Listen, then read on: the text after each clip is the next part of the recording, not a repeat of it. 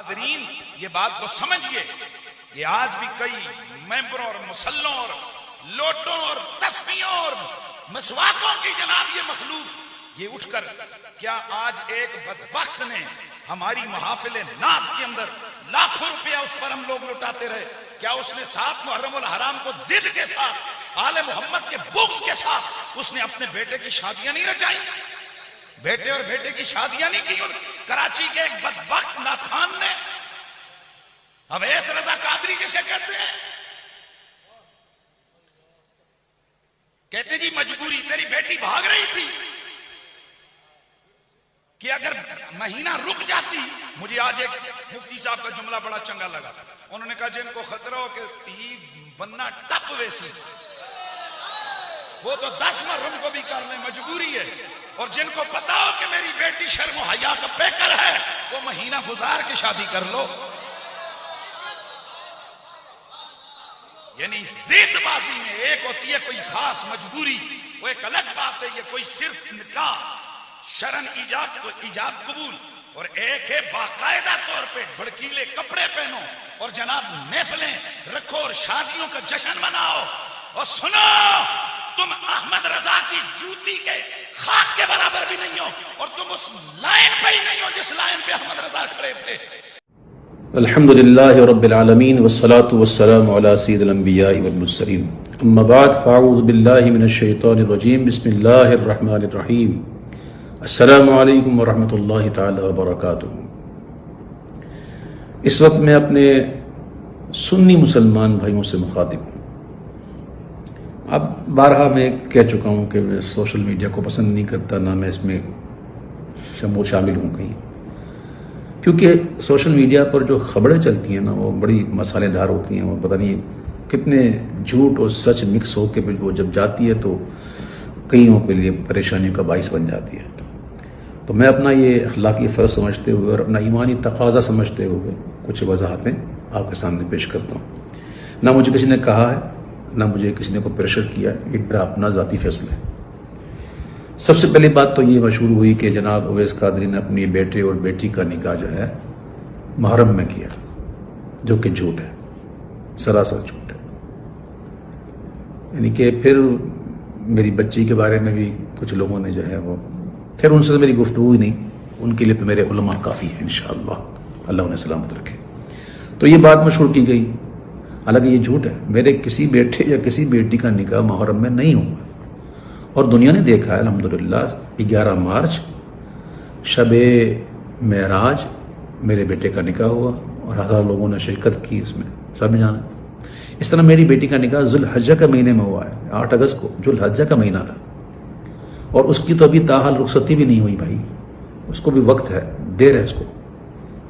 تو یہ کچھ وضاحتیں تھیں جو میں نے کر دی. البتہ یہ تھا کہ میرے بیٹے کا جو ولیمہ تھا نا، وہ تاریخ تھی 2 اگست. یہ میں آپ کے سامنے کارڈ پیش کر رہا ہوں، یہ تاریخ، یہ کارڈ دیکھ سکتے ہیں، اس میں لکھا ہوا ہے 2 اگست. لیکن 2 اگست کو کیا ہوا تھا؟ لاک ڈاؤن پورے کراچی میں، سب کچھ بند، کاروبار بند، مزارات بند، اسکول کالج سب بند، ہال بند، یہ سب کچھ ڈھکی چھپی بات نہیں، سب بند ہو گئے تھے. تو یہ ہمیں کینسل کرنی پڑی. تو یہ ہے کارڈ کی سر ورق جس پر ہم نے یہ یوں اسٹیکر لگایا تھا، یہ یوں، ٹھیک ہے. اس کے اندر پھر کارڈ ہے، اور کارڈ بھی آپ کو دکھائی دوں تاکہ ان لوگوں کی زبانیں بند ہوں جو معاذ اللہ مجھے کہتے ہیں میں نے، معاذ اللہ سما معاذ اللہ، مجھے کہہ رہے کہ میں نے جان بوجھ کر جو ہے وہ اس مہینے میں رکھی ہے. استغفر اللہ ربی من کل ذنب واتوب الیہ. یہ دیکھیں، یہ کارڈ نیا چھپا ہے. ہر کارڈ جس کو میں نے کارڈ کیا، اس کارڈ کے پیچھے ایک کارڈ ہے. یہ دیکھیں، یہ پرانے کارڈ ہے. اس میں دیکھیں کیا تھا، سنڈے 2 اگست، یہ نظر آ رہا تھا. پر اب یہ تو ہو گئی بات، یہ تاریخ تو میں نے پہلے کی رکھی تھی. اب یہ جناب 13 اگست کو کیسے ہوئی؟ تو بات اصل یہ بھائیوں، کچھ ایسے حقائق ہوتے ہیں جو لوگوں کو نہیں پتا ہوتا، جو قریبی ہوتے ہیں نا ان کو پتا ہوتا. کچھ مجبوریاں ہوتی ہیں. اب لوگ کہیں گے کیا مجبوریاں ہوتی ہیں؟ تو میرے بھائیوں میں اس موقع پہ یہ دعا کروں گا کہ اللہ آپ کو ایسی مجبوریوں سے بچائے، کسی کے ساتھ بھی ہو سکتا ہے. کسی کے ساتھ بھی ہو سکتا ہے. میں الحمدللہ جانتا ہوں کہ وہ کام جو اگرچہ جائز ہو لیکن فتنے کا باعث بنے تو اس سے بچنا ہی احوط ہے. میں جانتا ہوں، اور میں یہ بھی جانتا ہوں کہ یہ مہینہ کون سا ہے، اس مہینے میں کیا ہونا چاہیے. یہ جو کچھ میں نے کیا ہے یہ کوئی مستحسن سمجھ کے نہیں کیا ہے. یہ ایک اضطراری کیفیت تھی، اضطراری حالت تھی، اختیاری حالت نہ تھی. لاک ڈاؤن ہوا، لاک ڈاؤن کے بعد بھی، عاشورے کے بعد بھی کوئی یقینی صورتحال تو تھی نہیں اس کی. اور ہال کا پتہ آپ کو کیا معاملہ ہوتا ہے کہ وہ ہال جو ہے وہ تاریخوں پر چلتے ہیں، تاریخیں ہیں ہی نہیں تو کیا کرے بندہ. تو وہ پھر مہمان آئے ہوئے ہوتے ہیں، کئی باہر ممالک سے آئے ہوتے ہیں، جن کے جانے کا مسئلہ ہوتا ہے، جن کی ٹکٹوں کا مسئلہ ہوتا ہے. اور آج کل جانتے ہیں آپ یہ جو ٹریول کا معاملہ کیسا الجھا ہوا ہے، سیٹیں کہاں ملتی ہیں، کس طرح ملتی ہیں، بڑے معاملات ہوتے ہیں.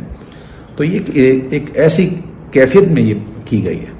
اس کے باوجود الحمدللہ یہ میں بتاؤں الحمدللہ کہ ہمارے یہاں، میرے یہاں الحمدللہ شادی میں گانے باجے، ناچ ڈانس، پارٹیاں یہ نہیں ہوتی، چاہے محرم ہو یا نہ ہو. الحمدللہ میں امیر اہل سنت مولانا محمد الیاس عطار قادری کا تربیت یافتہ ہوں، ان کی صحبت میں رہ چکا ہوں. اللہ کا شکر ہے. ہمارے یہاں یہ چیزیں نہیں ہوتی. ہماری دھوم دھام تو بس یہی ہے، حضور کا ذکر، اللہ کے محبوب کا ذکر. تو میں نے اپنے بیٹے کے ولیمے کو برائے ایصال ثواب امام علی مقام شہداء کربلا میں نے منسوب کیا اور ان کے نام کا لنگر مہمانوں کو کھلایا. اب ذرا یہ بھی دیکھ لیں کہ جو تقریب میں ولیمہ تھی وہ کیسی تھی، جس کے گواہ کراچی کے مستند بڑے بڑے مفتیان کرام، بڑے بڑے علماء کرام، بڑے بڑے سنا حضرات اور دیگر مسلمان موجود تھے جو اس بات کی گواہی دیتے ہیں، اور گواہی دی ہے انہوں نے کہ ایسا ولیمہ ہم نے کبھی زندگی میں نہیں دیکھا کہ جس میں ایسی نعتیں پڑھی ہیں، ایسے مناقب پڑھے جائیں امام علی مقام کے.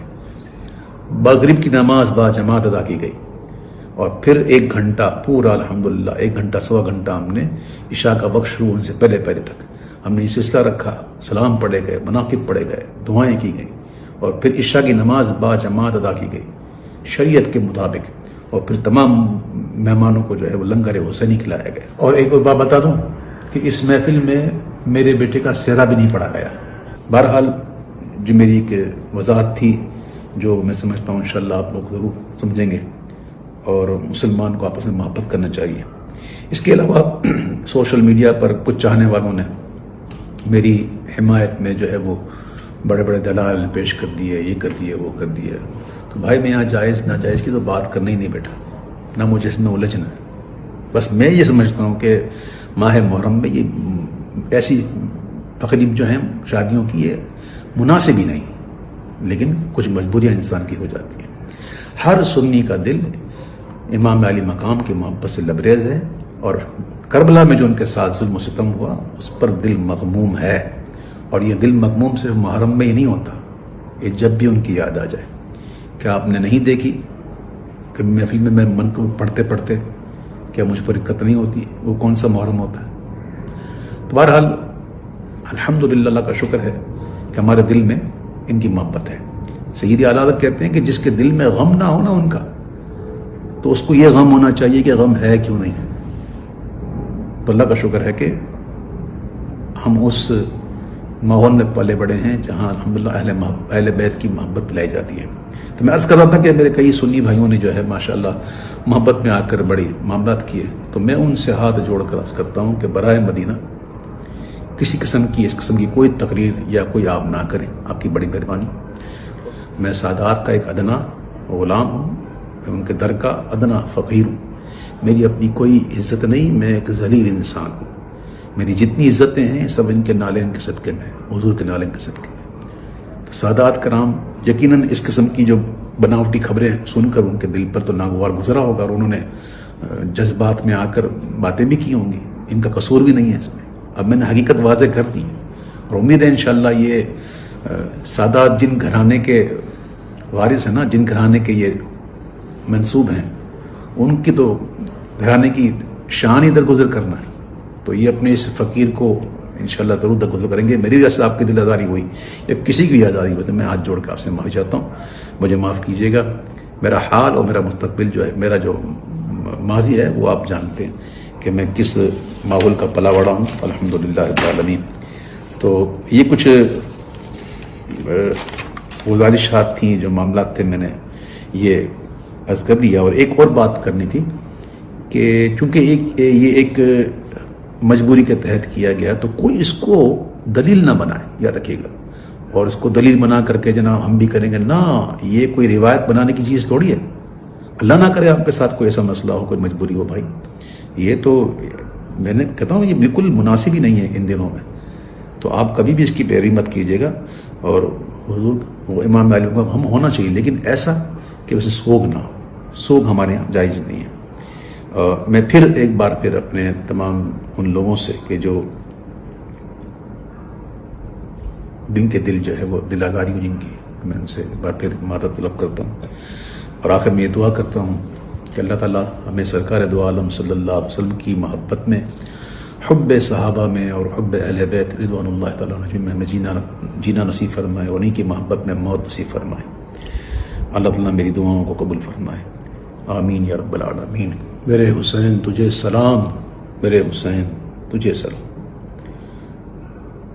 انہیں سلام منور یہ چاہتا ہے جی، تمام عمر لکھوں اور نہ ہو تمام۔ سلام، السلام علیکم ورحمۃ اللہ وبرکاتہ۔